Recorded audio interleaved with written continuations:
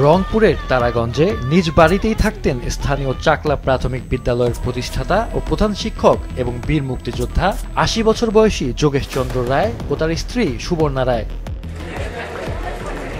ভোরে বারবার ডাকাডাকির পরও দরজা না খুললে একজন প্রতিবেশী মই লাগিয়ে বাড়ির ভেতরে ঢুকে রান্নাঘরে সুবর্ণা রায়ের ও খাবার ঘরে যোগেশ চন্দ্র রায়ের রক্তাক্ত মরদেহ পড়ে থাকতে দেখেন।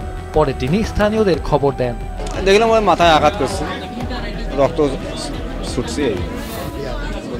কি দিয়ে এখন আঘাত করছে, মানে গ্লাস টাস দিয়ে আঘাত করছে। আমি শোনার পর থেকে দাঁড়াইতে পারতেছি না যে আমার ভাইকে এইভাবে কেউ মেরে ফেলবে। আসার পর তো পুলিশ ওখানে যাইতে দিল, দূর থেকে দেখতেছি যে দুই পাশে দুটা দেহ পড়ে আছে, আর তো কিছু দেখতেই পারলাম না। টানা তৃতীয়বার অর্জন করেছে দেশের সেরা সুপার ব্র্যান্ড স্বীকৃতি বসুন্ধরা টিস্যু। স্থানীয়দের ভাষ্যমতে বাড়িতে শুধু তারা দুজনেই থাকতেন। বীর মুক্তিযোদ্ধা ও স্থানীয় স্কুলের প্রধান শিক্ষক হওয়ায় এলাকায় তার বেশ সুনাম ছিল।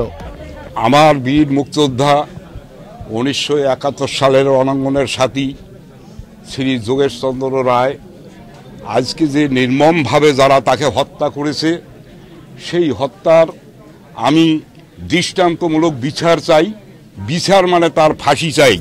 খবর পেয়ে ঘটনাস্থলে যায় স্থানীয় প্রশাসন ও আইন শৃঙ্খলা বাহিনীর সদস্যরা। পুলিশ জানিয়েছে হত্যাকাণ্ডের কারণ এখনো পরিষ্কার নয়।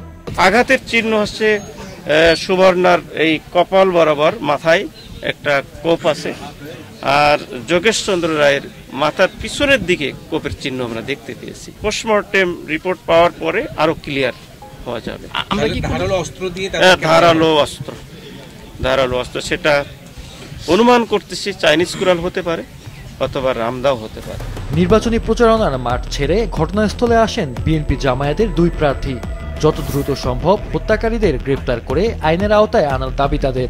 উনি এলাকার বিরুদ্ধে একজন মুক্তিযোদ্ধা এবং তার স্ত্রীও দুজনকে মেরে ফেলা হলো। তিনি শিক্ষক ছিলেন। তুমি এলাকার ধর্ম বর্ণ সবাই তাকে ভালো লোক বলেন, সৎ লোক, ভালো লোক। এই লোকটার পিছনে কী রহস্য আছে খুব দ্রুত এসপি সাহেবকে বলেছে আপনারা তদন্ত করেন এবং তদন্তের নামে যেন দেরি করা না হয়।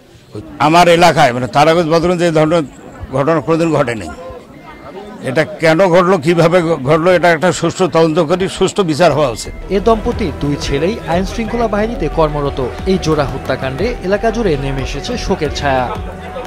মাহফুজুল হাসান, মাছরাঙা নিউজ ডেস্ক।